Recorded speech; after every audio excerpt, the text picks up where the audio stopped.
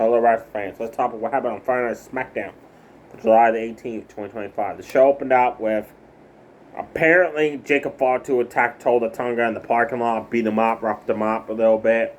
Kind of find out throughout the show it was just a setup from the Bloodline 3.0 to try to get Jacob Fatu sent to prison, jail. The cop messed up, one of the cops. They approached Jacob Fatu backstage. He's like, you are, and Jacob Fatu is like, you are what? Oh, yes, you're a suspect. We have some questions for you. Like, it was hilarious to see the cop forget his lines on live TV. Maybe he's starstruck that maybe he's a big fan of Jacob Fatu and got to see him in person, right? Maybe that's what happened.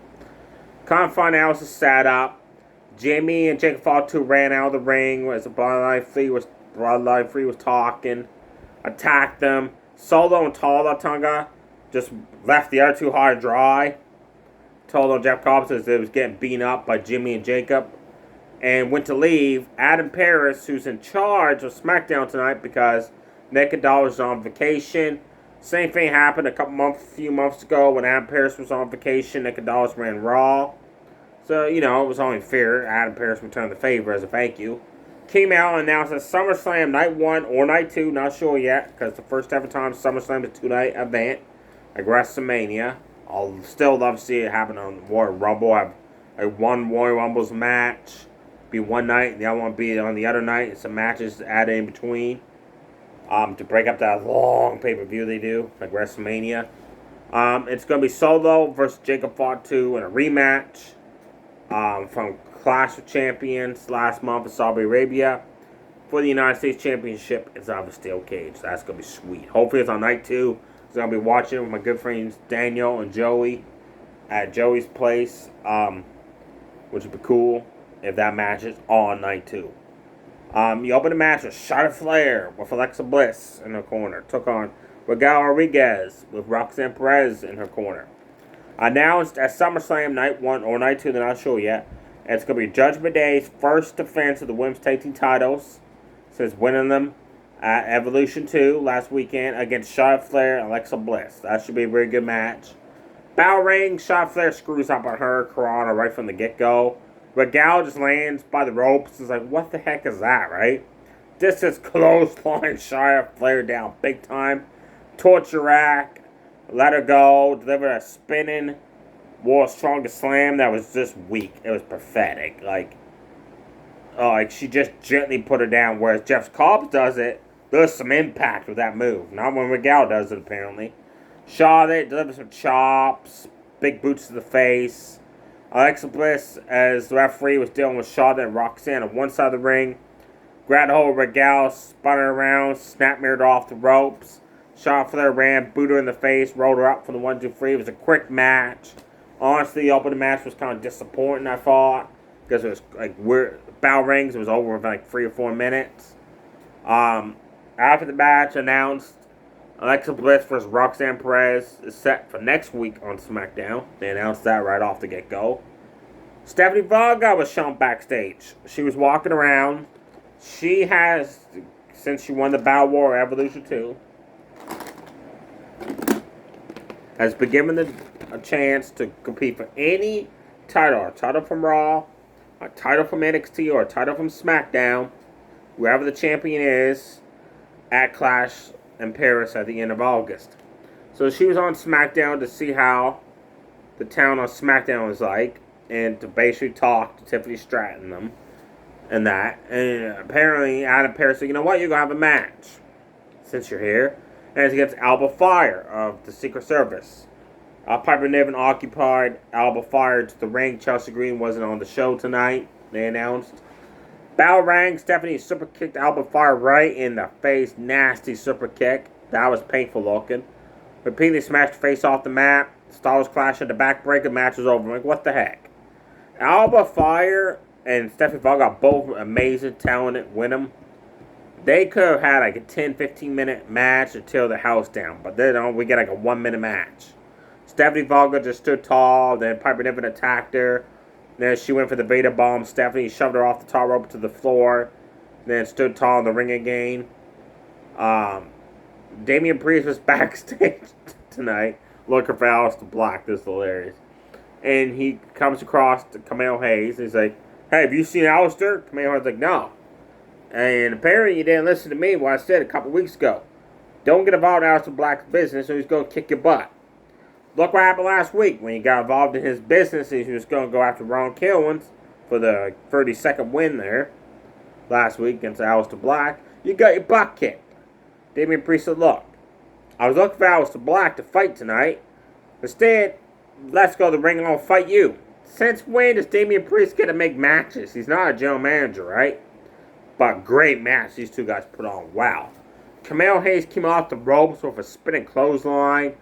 Did that awesome Hurricanrana into an arm drag takedown he does. Countered Damian Priest's sit-down choke slam with a code breaker to the face midway down. The Ran jumped off the top rope with a frog splash. Even during the match, during Damian Priest's entrance, as Damian Priest was standing on the top rope going like this with his jacket, Kamehameha attacked him, pummeled him in the corner.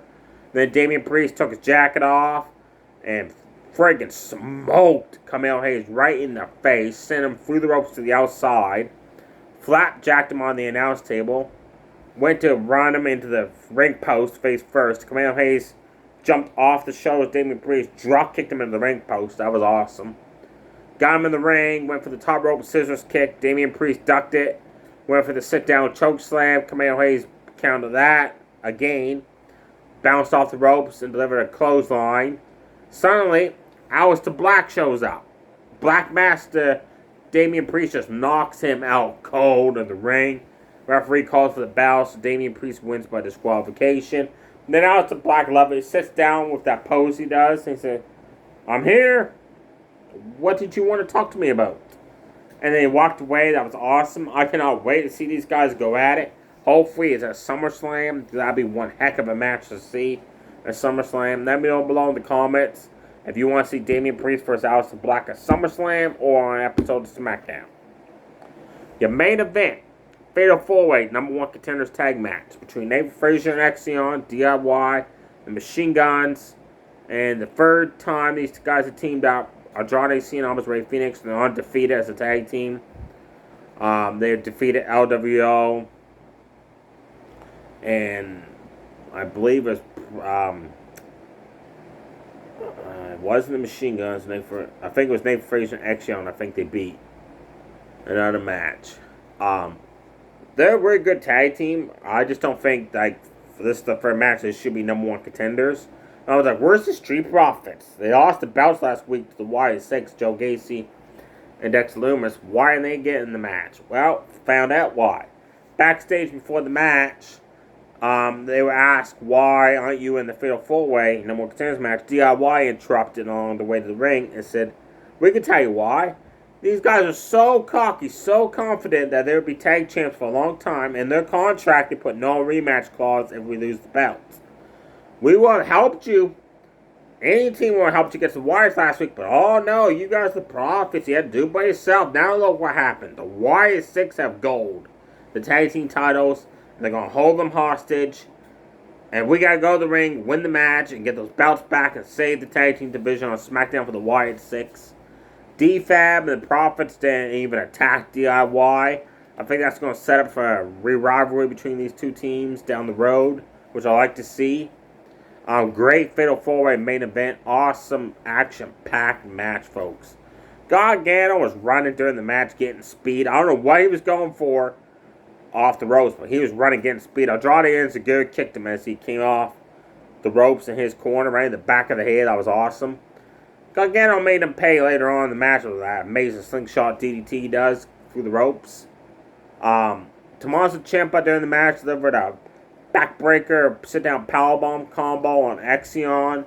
Nathan Frazier, Axiom, all three other tag teams outside the ring kept repeatedly running, diving over the ropes, through the ropes. I lost count how many times they were doing that sequence, knocking down the other tag teams. They're running back to the ring, doing it again. They even hit their double team finisher, which is the top rope Spanish fly, followed up by the top rope Phoenix splash on Tommaso Ciampa. I'm sorry, but on Andrade Cien Almas, Ciampa broke up the pin. Then as he was covering Andrade, Rey Fenix ran Coldbreaker Gargano and then landed on top of Ciampa to break up the pin cover there. During the match, Chris Sabin dove through the ropes to the outside and took down DIY with a clothesline, sending both members of the ring with Alex Shelley stereo DDT'd them. Then Shelley got up holding the back of his head like this, and you can see like he carefully walked to a corner to tag in Nathan Frazier. Then the rest of the night, the only thing Alex Shelley did was when him and Sabin double teamed Gargano with the STF submission to a drop kick to the face, that was it. So I think maybe I saw the replay, they showed it. When Alex Shelley went down when he DDT'd both members of DIY, he kind of had a whiplash effect as his head bounced off the mat. So maybe he just knocked himself silly. I'm hoping it's nothing serious because Motor Machine Guns are a great tag team, and have one be injured, that's going to suck. Because the other guy's just going to be put on the shelf. Because they done that in TNA. When they were on TNA and one member got injured, the other guy didn't do nothing. When the other guy came back, the other one got injured, then Hardy did anything with them. So hopefully, if Shelley is hurt, then they will lose Chris Sabin right in WWE, not just do what TNA did and not lose him to Shelley's backing game. During the match, Axiom spun Chris Sabin around to a super kick by Nathan Frazier. That was cool. DIY went for the double team running knees to Axiom, but Nathan Frazier and Chris Sabin countered that by tackling DIY members down. Andrade Cien Almas, Ray Phoenix delivered a double team running soccer kick off the ropes to Axiom, followed up by the Three Amigos, followed up by a top rope splash. That was a cool sequence of double teams. Axiom managed to kick out by himself. That was cool. Everybody's fighting everybody. DIY thought they had the match won. Ciampa tried to steal the win of a handful of tights on Andrade Cien Almas, but Andrade kicked out. Then Ray Phoenix dove over the ropes to the outside, knocking down Gargano. On the outside, Nate Frazier actually was fighting the machine guns. Andrade Cien Almas grabbed hold of Tommaso Ciampa and did this jump up, swing a neck breaker for the 1-2-3 to get the win. So Andrade, Ray Phoenix are your number one contenders. Then the YS6 showed up on the Titantron. This basically said, you're going to fall victim to the YS6. We're not losing these belts to no one. Next week on SmackDown is when that title match is going to happen. Gacy and Dexter Lumis first title defense as members of the YS6 against Andrade Cien Almas and Ray Phoenix. So now 3 straight wins. Back-to-back weeks on SmackDown. Can they make it a 4th win and win the tag team titles, or are they going to lose the first match against the YS6? I say the YS6 are going to win because they got the numbers advantage, 5-2.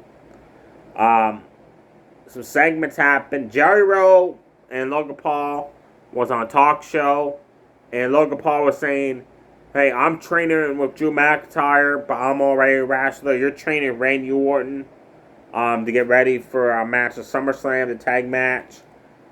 Do you even know a wrestling move? Jerry Rowe showed Logan Paul he knows the wrestling moves. He chokeslammed him through that talk show host's desk. That was awesome. That was cool to see that. Tiffany Stratton and Jay Gargano talked. Jay Gargano won Queen of the Ring last month, so she gets to face Tiffany Stratton at SummerSlam for the women's title, but we had to wait to see if Tiffany will lose to Trish Stratus at Evolution 2. Tiffany Stratton didn't. She just mopped the floor of Trish Stratus. Easiest title victory ever for Tiffany Stratton. So Jay talked about at SummerSlam she's going to beat Tiffany, win her first ever singles gold in WWE. And Tiffany talked on the other side of the video package that was showing that ever since she won this title, she beat Nia Jax, last woman standing. She beat a Hall of Famer and Trish Stratus. She's beaten every challenger that's come her way, and it's going to be no different at SummerSlam. I cannot wait to see that match. That's going to be a good match. There was a contract signing to end the show. John Cena, Cody Rhodes. Now, this was interesting. Cody Rhodes went to sign the contract. John Cena, hold up. I can't wrestle at SummerSlam. And Cody said, what are you talking about? I just came from the curtain, backstage, talked to Triple H. I'm making a movie. because I'm a movie star. And at SummerSlam, I gotta do scenes for the movie. I can't wrestle at SummerSlam. I'm sorry. The match between us will have to wait to Clash in Paris at the end of August. Cody was having none of that. He attacked John Cena, put him through the contract table of a top rope splash, hit Cena in the face with the title belt, signed his name to the contract, signed Cena's name to the contract. And he said at SummerSlam, we're having this rematch from WrestleMania for the Undisputed Universal title. I'm taking back my title. And just so you got no help from Travis Scott or anybody else, it's a street fight. So I can do whatever I want to you. That's how SmackDown ended with John Cena knocked out again. That poor guy, ever since he won that title, he always ends the show 9 times out of 10 on his back, knocked out by somebody. That's hilarious. I still say Cena's going in 2025 still champion. I say he's going to lose his title at WrestleMania or at the Royal Rumble if they don't extend his contract. Or he might lose it at the end of 2025. If that's the case, I want someone new to win the title from him. I don't want someone like Roman Reigns. I don't want someone like Cody Rhodes again. Or Randy Orton. I want someone new to build them up. Ron Killings would be perfect because he is always a fan of John Cena. He hates heel John Cena. He hates how Cena disrespects the fans. He wants to be the one to defeat John Cena to win that title. It'd be amazing to see Ron Killings actually be the one to dethrone Cena. But I honestly can't see him doing that. Because they probably think he's not main event material. There you have it, folks. If you haven't seen SmackDown yet, both women's matches, you can skip them. Nothing very exciting happened. But Damian Priest, Carmelo Hayes, and the 4-way tag, wow, what awesome matches. And Jerry Rowe chokeslammed Logan Paul through the talk show host desk. That was awesome. Go Jerry Rowe. Stay safe, everybody. Too sweet. Bye.